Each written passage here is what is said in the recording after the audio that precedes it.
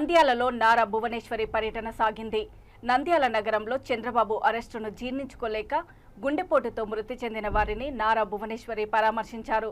నారా భువనేశ్వరి మాట్లాడుతూ టీడీపీ పార్టీని ప్రారంభించింది ఎన్టీఆర్ అని, పార్టీని ముందుకు నడిపించింది నారా చంద్రబాబు నాయుడని అన్నారు. ఎన్టీఆర్ టీడీపీ పార్టీ పెట్టి తెలుగువాడి ఆత్మ గౌరవాన్ని నిలబెట్టేందుకు అహర్నిశలు శ్రమించారని కొనియాడారు.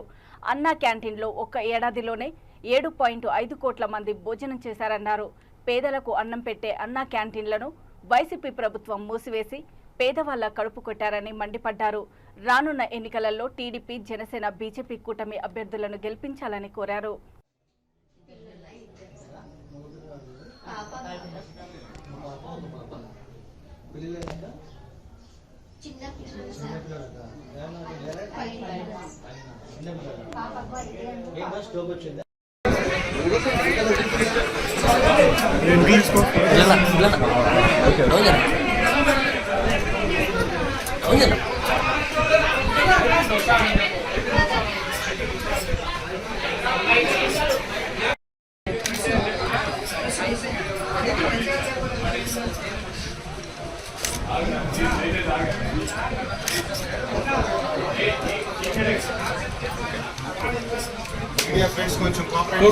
కుటుంబంలో మన ఆడబిడ్డలకు అవుతే ఏమవుతుంది, మన జీవితాలు, మన కుటుంబం ఏమవుతుంది అనేది మీరు ప్రతి ఒక్కళ్ళు ఆలోచించాలి.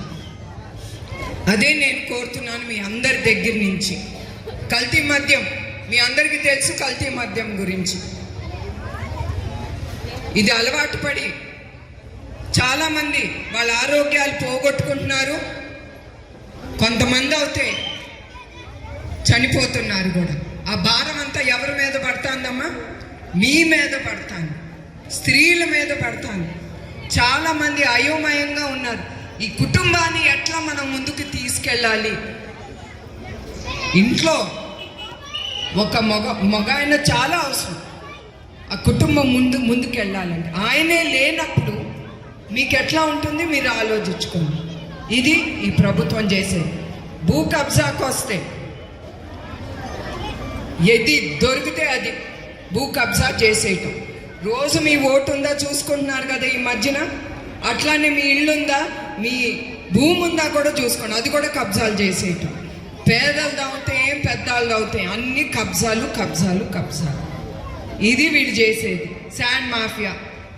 శాండ్ తీసుకెళ్ళటం, ఇసుక తీసుకెళ్ళటం, పక్క రాష్ట్రాల్లో బ్లాక్లో అమ్ముకోవటం. వాళ్ళ ప్రతిదీ ఇదే వాళ్ళకి పని. వాళ్ళు పాకెట్లు, వాళ్ళు పొట్టలు నింపుకుంటున్నారు డబ్బుతో. పేద ప్రజల్ని ఇంకా హింసిస్తున్నారు. మీరు చూశారు ఇప్పుడు నిత్యావసర సరుకులు ప్రతిదీ రేటు పెరిగిపోతాను. అవునమ్మా, కరెంటు బిల్లు అన్నీ ప్రతి ఒక్కటి పెరిగిపోతున్నాయి. అది కుటుంబం మీద చాలా భారం పడుతుంది. ఎస్పెషలీ మహిళ మీద చాలా భారం పడుతుంది. భోజనం చేయటానికి కూడా కష్టం అవుతుంది. ఇవన్నీ రేట్లు పెరిగి ప్రతిదీ పన్నే అమ్మా. పన్నులన్నీ వేయటం, వాళ్ళు తినేయటం, ఇంకా సచివాలయం ఏది దొరికితే అది తాకట్టు పెట్టడం, వాళ్ళ పాకెట్లు నింపుకోవటం. చివరికి అది ఎవరి డబ్బు? అది మీ డబ్బు, ప్రజల డబ్బు. అందుకే వాళ్ళు ఆ చేసే ప్రతి పని ఇట్లాంటి పనులే. ఎక్కడ డబ్బు దొరుకుతుందా, ఎక్కడ తినేద్దామా అనే ఆలోచన తప్ప ఇంకొకటి ఏం లేదు. ఇప్పుడు